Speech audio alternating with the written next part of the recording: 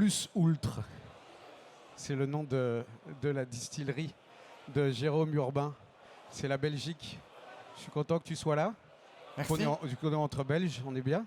On va goûter plusieurs des très beaux alcools de ta distillerie. Tu es sur le stand qui est là-bas, un peu plus Juste loin. là-bas derrière, ouais. Juste là-bas derrière. Donc de toute façon, on peut venir te voir pendant 3 jours et on va envoyer les gens te voir pour goûter. Mais là, on va avoir une petite conversation. Puis avec vous aussi, j'ai le micro. On va pouvoir... Binche, c'est au sud de la Belgique. C'est au sud de la Belgique, c'est à 50 km en dessous de Bruxelles. Pour ceux qui connaissent les Hauts-de-France, c'est à un quart d'heure de Maubeuge. Binche, c'est connu, enfin internationalement connu même, parce qu'il y a un petit carnaval chaque année. Voilà. Avec des petits costumes. Voilà. Donc c'est vrai que pour la plupart des gens, Binche c'est une ville qui est connue pour son carnaval. Donc il est reconnu à l'UNESCO depuis 20 ans. Et surtout, donc, sur 3 jours, c'est l'équivalent de 150 000 personnes qui viennent à Binche, dans une ville qui, elle, par contre, fait 15 000 habitants. Donc forcément, ça fait beaucoup de monde en peu de temps. Ils ont ces costumes, les gilets, hein, avec les grands bonnets, etc. C'est quelque chose de très impressionnant. C'est très festif et c'est très festif au sens belge. C'est-à-dire que c'est toujours très, très convivial, très agréable. Ça n'empêche pas qu'on boit un petit coup aussi. Ça fait partie du carnaval. Ouais, donc, on a la même ADN que Dunkerque, par exemple. Et donc chez nous, effectivement... l'alcool ou en tout cas le fait de boire un verre est complètement mêlé avec la tradition du carnaval. Et donc effectivement, on a un côté assez festif. C'est un carnaval de rue, donc comme à Dunkerque, donc, où les participants s'entremêlent avec les gens qui viennent voir. Du coup, forcément, quand on a une distillerie, dans ce contexte-là, ça fait partie du tissu social, ça fait partie de l'âme des lieux, un petit peu aussi. C'est presque un travail d'utilité publique.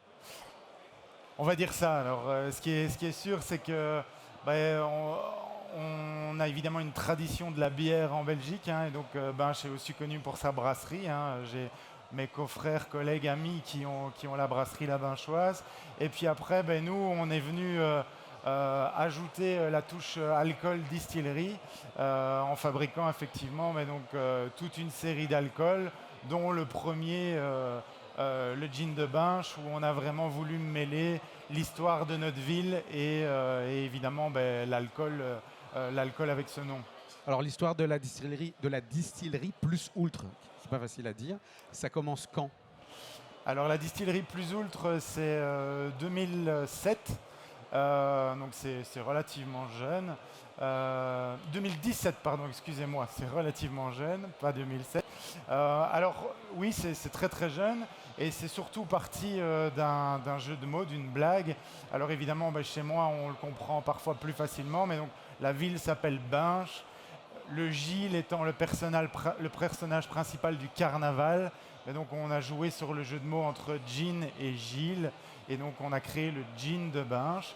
Alors quand j'ai dit qu'on a créé, à l'époque on était vraiment ce qu'on peut appeler, ce qui existe beaucoup aujourd'hui, une marque à façon. C'est-à-dire qu'on faisait fabriquer dans une autre distillerie notre produit. Donc on a mis au point une recette qu'on a fait fabriquer. Et par contre au fil du temps, on en est arrivé effectivement à l'idée qu'il fallait qu'on puisse fabriquer nos produits et également aujourd'hui fabriquer des produits pour d'autres. Nous, c'est Jérôme et elle n'est pas là, mais elle est là tout le temps, c'est Céline. Voilà, mon épouse. Donc on est 4 à la distillerie aujourd'hui. Mon épouse est toujours en part-time, elle a toujours un autre boulot. Elle est infirmière, donc vous voyez comme quoi... Et puis après, on a un commercial et j'ai quelqu'un qui m'aide à la production, à la fabrication. C'est bien que tu parles de ça avant qu'on parle des goûts et qu'on goûte, parce que c'est pas toujours évident. Le modèle économique, c'est une aventure, voilà, c'est pas toujours facile. Infirmière plus distillée, ça fait beaucoup. Aujourd'hui, après 7 ans, vous commencez à trouver un équilibre, une place? Alors, c'est relativement complexe, effectivement, de monter une distillerie de zéro comme on l'a fait. Donc, on n'a pas repris un outil qui était existant. Donc, on a dû construire un bâtiment, acheter du matériel, tout ça à neuf. Donc c'est sûr et certain que pendant pas loin de 5 ans, à titre personnel, je ne me suis pas payé. Donc j'ai payé ceux qui nous aidaient, mais pas moi. Là maintenant, on commence tout doucement à pouvoir en vivre, en sachant que, comme je l'ai dit, de quelques milliers de bouteilles pour commencer, et l'alcool a un gros avantage, c'est qu'il ne périme pas, donc on peut prendre le temps de le vendre.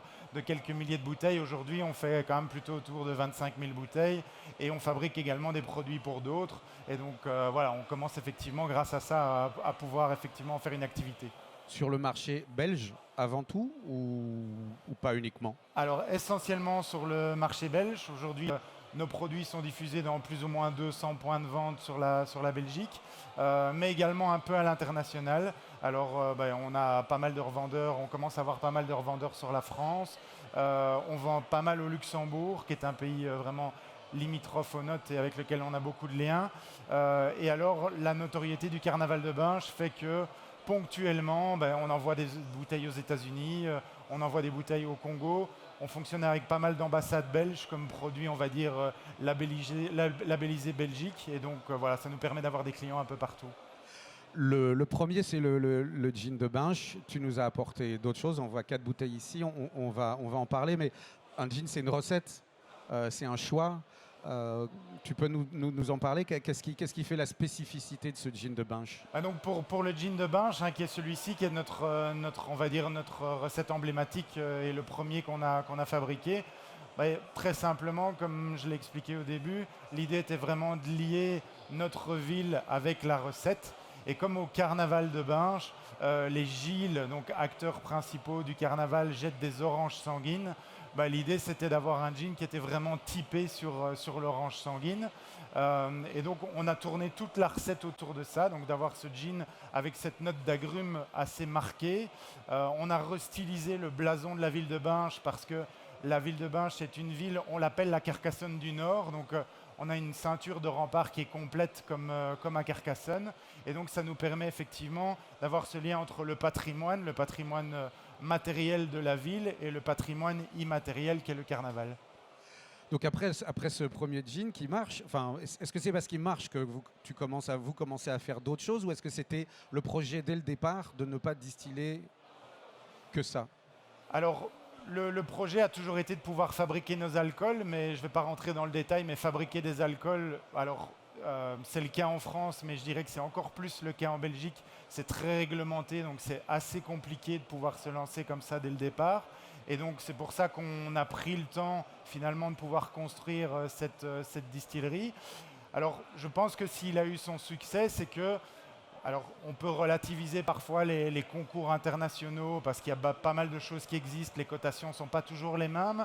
Mais dans le cas du gin de Binche, absolument tous les concours auxquels il a participé, que ce soit en Europe, aux États-Unis ou en Asie, il a gagné presque à chaque fois la médaille d'or. Et donc c'est vrai que ça nous a permis, en tout cas au niveau national, d'avoir une certaine notoriété et de devenir une petite grande marque. Je dis toujours ça comme ça parce qu'on reste très artisanal. Mais aujourd'hui, dans les jeans qui existent en Belgique francophone en tout cas, ça fait partie des 3 ou 4 best-sellers. En Belgique, comme partout ailleurs, on a eu cette espèce de vague du gin tonic. On a vu arriver des gins de partout, d'Espagne, d'Allemagne, du bout du monde, des trucs dans tous les sens. On a vu dans les restaurants, il y a tout d'un coup 50... C'est dur cette concurrence, ou au contraire ça porte? Alors, c'est effectivement compliqué, en sachant qu'en plus, cette vague est arrivée il y a une quinzaine d'années en Belgique. Et donc, il n'est pas rare de trouver aujourd'hui chez nous des restos qui ont une carte en restauration d'une vingtaine de gins. Donc, effectivement, on se retrouve avec pas mal de concurrence. L'avantage, évidemment, du gin, c'est que les goûts peuvent être multipliés à l'infini en termes de recettes. Et donc, il faut pouvoir trouver sa place là-dedans. Et donc, on a, je pense, au fil du temps, réussi à trouver notre place par rapport à ça. Alors, par contre, ça, c'est dans le début de notre aventure, mais aujourd'hui, c'est aussi une opportunité pour nous, parce qu'évidemment, on ne fabrique plus que nos produits. On est devenu également une distillerie qu'on appelle une distillerie à façon, donc on fabrique pour d'autres. Et donc, c'est sûr et certain qu'on a vu une explosion de clients qui, comme nous, ont voulu se lancer dans l'aventure, mais qui, comme nous, n'ont pas forcément fait le choix de lancer leur propre distillerie. Et donc, on fabrique alors pour eux la recette qu'ils veulent mettre au point. Ils veulent exactement. Oui, il y a plusieurs producteurs ou agricoles, enfin des choses comme ça, qui font des gins à partir de leurs produits. Et tu as bien fait de le souligner, en Belgique, le gin tonic a démarré beaucoup plus tôt. Et d'abord un peu en Flandre, et puis c'est descendu, mais ça a commencé, c'est presque en train de s'éteindre. Et c'est le Negroni qui est en train de remplacer. Ça tombe bien, il y a aussi du gin dedans, donc on est sauvé. Ouais. Après ce gin-là, il y a eu des déclinaisons. Est-ce que ça a d'abord été des déclinaisons d'autres gins ou c'est d'autres alcools que vous avez mis? Alors, on a décliné de deux façons. Donc, la première chose, c'est que chaque année, on sort une édition limitée de notre gin de Binche avec une recette qui est changée. Et pour le coup, là, ce que je vous ai apporté ici, c'est un gin de Binche Firework, donc feu d'artifice, hein, si on traduit en français.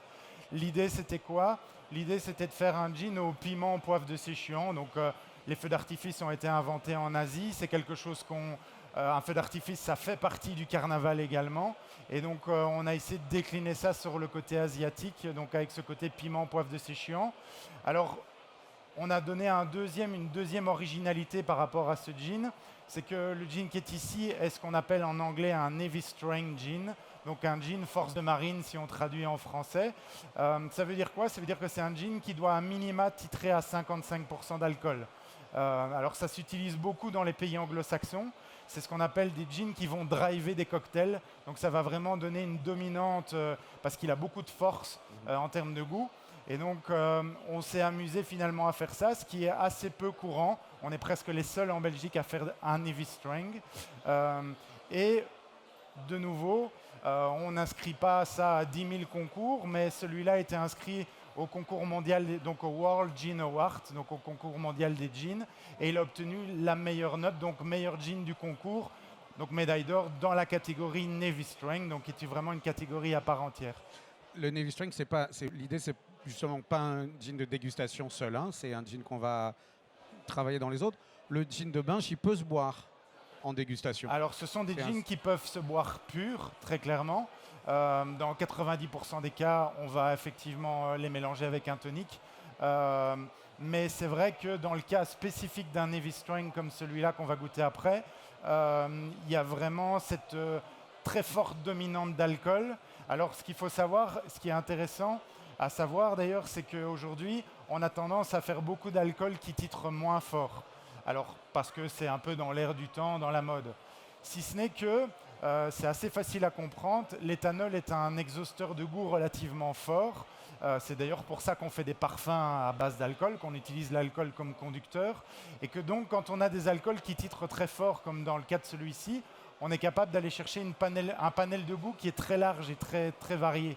Et donc, des fois, j'ai envie de dire, effectivement, on a peut-être intérêt à en boire moins, mais plutôt boire des choses comme ça qui vont sortir avec vraiment de l'originalité, plutôt que de, comme on a tendance à le faire, tout réduire en termes de taux d'alcool et donc aller chercher parfois un panel de goût qui est relativement plus faible. Bon, on l'a dit, on va le goûter. Avant qu'on le goûte, je voudrais juste que tu nous dises les deux bouteilles qui sont à côté, parce qu'il n'y a pas que des gins. Alors, donc, vous le voyez, hein, même en termes d'étiquetage, on a vraiment deux choses qui sont séparées. Ce qu'il faut savoir, c'est qu'on décline aujourd'hui chez nous, et donc je vous distribuerai un petit prospectus, mais donc on décline vraiment la gamme en deux parties. Pourquoi? Parce que donc, nous fabriquons nos alcools, Plusoul Distillerie, hein, liés à Binche chez notre ville. Et puis après, à 5 minutes de chez nous, il y a une abbaye qui s'appelle l'abbaye de Bonne-Espérance, qui est vraiment située juste à côté de chez nous, qui avait depuis des années, comme la plupart des abbayes belges, une bière qui était commercialisée. Et on a décidé, en partenariat avec eux, de fabriquer pour eux des alcools typés d'abbaye. Alors pourquoi? Je vous dirais que essentiellement parce que ça nous permet de travailler d'autres types de produits. Donc là, on est sur le premier, une liqueur, donc une liqueur de plante, la Grande Bonne Espéreuse du type chartreuse verte. Donc on est vraiment dans cet univers d'alcool de plante, vraiment dans la typée chartreuse. Et puis après, dernièrement, on a rajouté un pastis, le pastis de l'abbaye, où là on utilise de nouveau des plantes qui sont plutôt liées à notre terroir. Dans ce cas-là, c'est de l'angélique qui pousse près de l'abbaye de Bonne-Espérance. Alors, ça nous permettait de nous amuser avec des produits, je dirais, un peu différents des jeans qu'on avait l'habitude de faire, mais surtout parce que des endroits de cette taille-là ont besoin de financement. Et donc, pour rénover l'abbaye, il y a évidemment une partie des bénéfices de ces produits-là qui sont reversés à l'entretien de l'abbaye. On les goûte après aussi. Avant qu'on commence la scène, pour tout dire, Ouais. tu discutais avec une dame qui est dans le public, qui est juste en face de nous. Et je vais vous donner un micro parce que j'ai trouvé très intéressant ce que vous étiez en train de dire et de raconter sur le fait que vous n'étiez pas forcément une fan de jean et puis que ça a changé. Je crois que c'est allumé, vous. Allez-y. Clément, excuse-moi. Normalement, il devrait être allumé.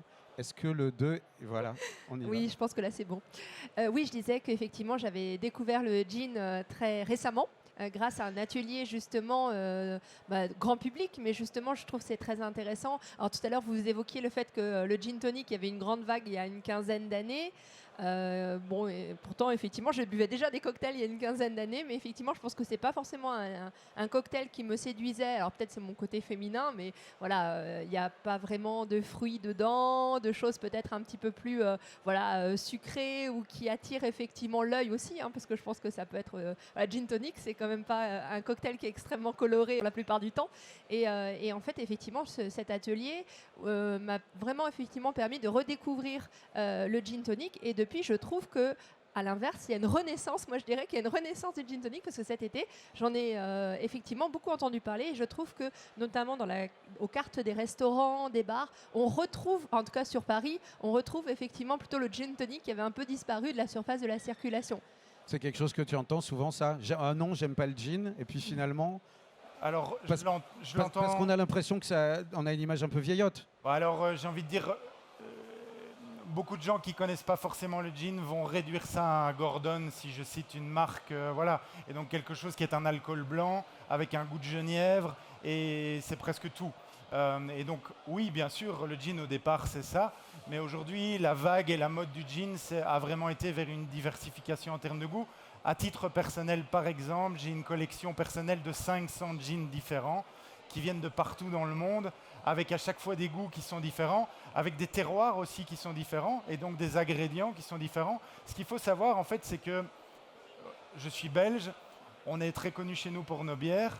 La France est bien plus connue pour ses alcools, donc j'ai été faire tous mes cours à Cognac, par exemple, en France, pour apprendre à distiller. C'est vrai qu'on sent sur la France cette envie de découvrir des gins un peu différents, avec des ingrédients parfois locaux. Moi, j'expliquais pourquoi j'ai utilisé l'orange sanguine, bien qu'évidemment, c'est des oranges sanguines qui viennent du sud de l'Espagne. Mais il y avait un lien avec notre ville. Mais on peut se retrouver au Sable d'Olonne avec un ingrédient plus marin. On peut se retrouver dans les Alpes avec quelque chose qui va être plus herbacé. Donc, en fait, ce qui est génial avec le gin, c'est qu'en fait, la législation européenne d'ailleurs est tellement peu cadrante que le champ de goût est très très large. Et donc, contrairement à un cognac où on est sur quelque chose qui est très légiféré en termes de fabrication, de process, de goût, par contre, dans le gin, la liberté est telle qu'on peut trouver des choses, alors parfois très bien, parfois moins bien, parce que quand c'est peu cadré, on peut aller sur le très farfelu. Hein. Je peux vous donner des exemples dans ma connexion personnelle. J'ai un gin à la viande maturée. C'est une expérience gustative en soi, mais je ne suis pas certain que ça aura un grand succès. Mais voilà, pour vous donner des exemples, mais il peut effectivement, dans le gin, il n'y a pas de limite en fait. Hein. Le gin, ça doit titrer à 37,5, ça c'est dans la législation européenne.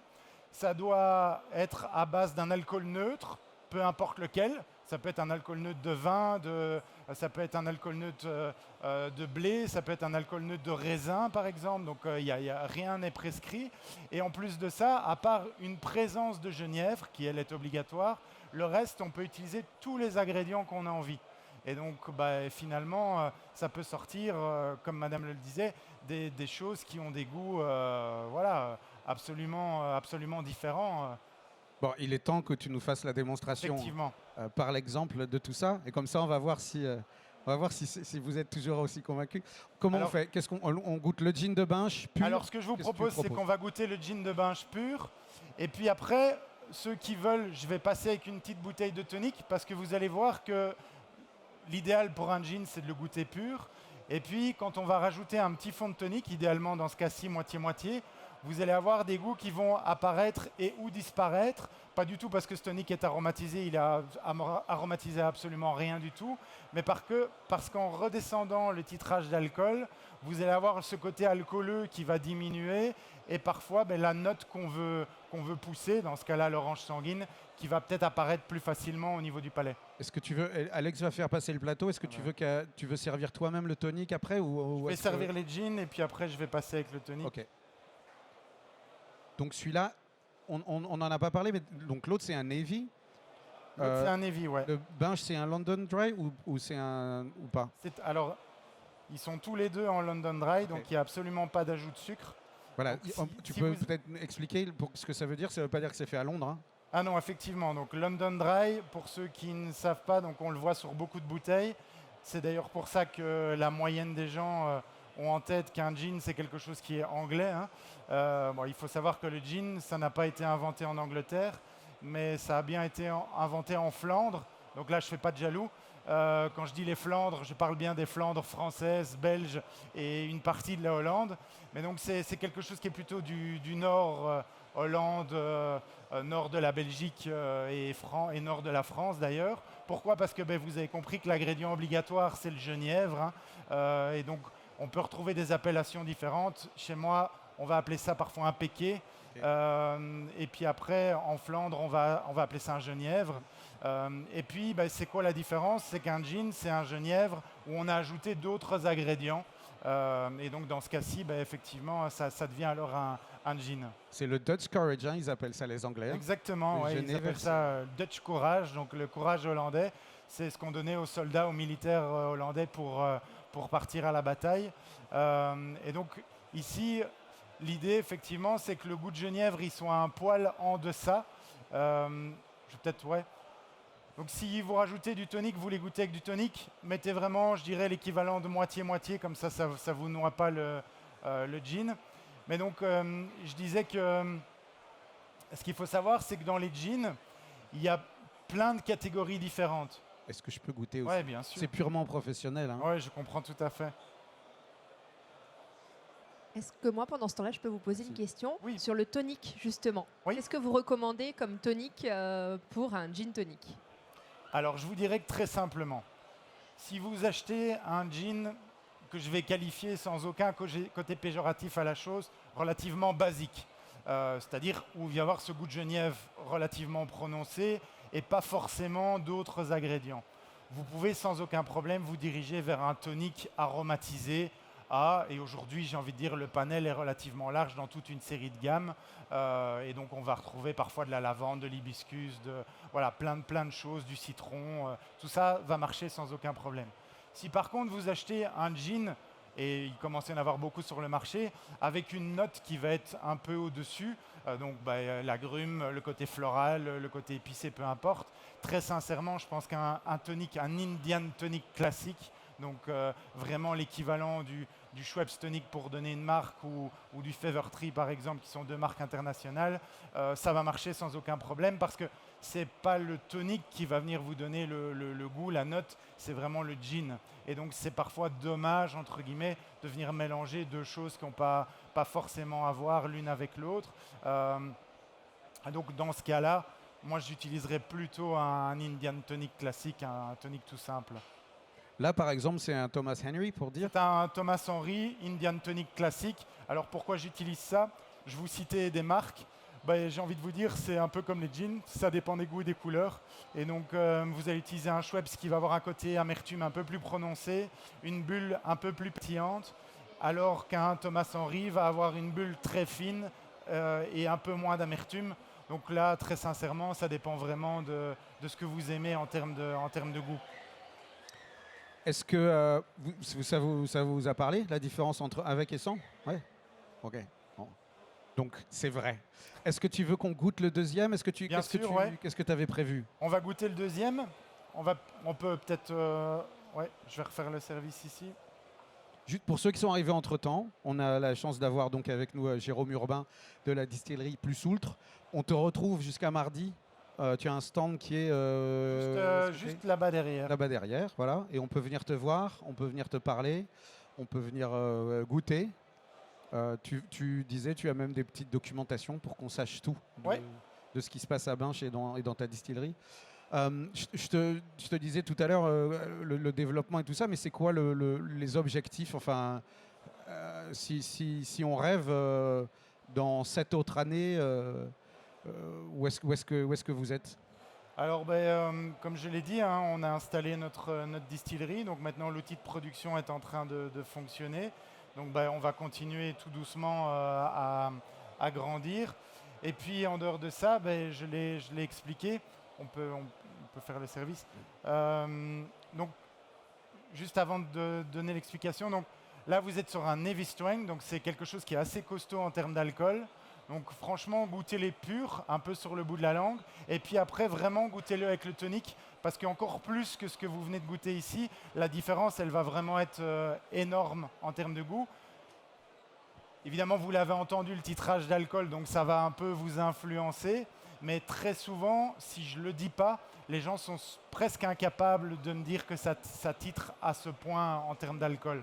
Parce que c'est quelque chose qui est globalement assez bien distillé, donc il n'y a vraiment pas ce côté mordant au niveau de l'alcool. Donc je disais, l'objectif effectivement de développer la distillerie, donc, je l'ai dit tout à l'heure, en Belgique, si on est connu pour une chose dans le monde, c'est bien la bière. Et quand on a appris à distiller et on sait brasser, parce que voilà, on a presque ça dans les gènes chez nous, le sommet, c'est de pouvoir faire du whisky. Et donc ça fait 3 ans qu'on fabrique du whisky. Vous avez compris qu'on n'en a pas encore vendu une bouteille parce qu'il y a 3 ans minimum de vieillissement dans le cas d'un whisky. Et là, on tend à l'amplifier parce qu'on est certain que les Écossais sont probablement les meilleurs au monde pour vendre leur whisky et mettre tout le storytelling qui va autour. Autant par contre, comme on a vraiment le savoir-faire du brasseur en Belgique, on est capable de sortir des wash, donc c'est la base de départ du whisky, qui sont assez exceptionnels. Et quand on les passe à la distillation, après il faudra voir ce que ça donne dans le temps, mais on est vraiment capable de faire de chouettes choses. Il y a déjà quelques exemples de réussite en Belgique. Et effectivement, il y a cet art du malt et puis l'eau, on sait ce que c'est. On est impatient. Ça sera un 3 ans ou tu veux aller jusqu'à 5 ans? Alors ça sera plus qu'un 3 ans parce que là, tout ce qu'on a mis en fût jusque maintenant a presque 4 ans. Pour la simple et bonne raison que, de nouveau, on n'est pas pressé. Le whisky, c'est quelque chose qui évolue dans le temps. Et donc, on trouve aussi, c'était notre avis, qu'il y a beaucoup trop de distilleries, pour les raisons que je comprends, qui sont purement économiques, qui essayent, dès que le whisky a 3 ans, de le vendre, parce que c'est du capital, évidemment, qui dort. Dans notre cas, on a préféré essayer d'arriver au meilleur produit possible, et donc, finalement, attendre 4 ou 4,5 ou 5. Voilà, c'est quand il sera bien, on lancera la commercialisation. Tu reviendras nous en parler? Avec grand plaisir. Voilà, c'est avec plaisir pour nous. On ajoute le tonic dans les petits... Merci Alex. Merci. Pardon? Oui. Pendant qu'on finit de le quitter, je voudrais quand même te remercier infiniment. Il y avait le pastis, il y avait la liqueur. Tu voulais aussi les faire goûter? Peut-être qu'on vient de voir, les gens qui sont intéressés, on vient de voir sur le stand. Tu es là jusqu'à mardi. On est voisins. On t'enverra tout le monde. Avec plaisir. Avec plaisir pour nous. S'il y en a qui veulent goûter, donc sur le stand, on fait d'autres gins que ceux que vous êtes en train de goûter. On a un gin de Binche Carnaval qui est Mimosa fleur de sureau. Donc, vous pouvez venir le goûter. Et alors, comme je l'ai dit, pour l'abbaye, on fabrique effectivement toute une gamme plutôt typée liqueur pastis. Et donc tout ça, vous êtes les bienvenus sur le stand pour les goûter. Merci.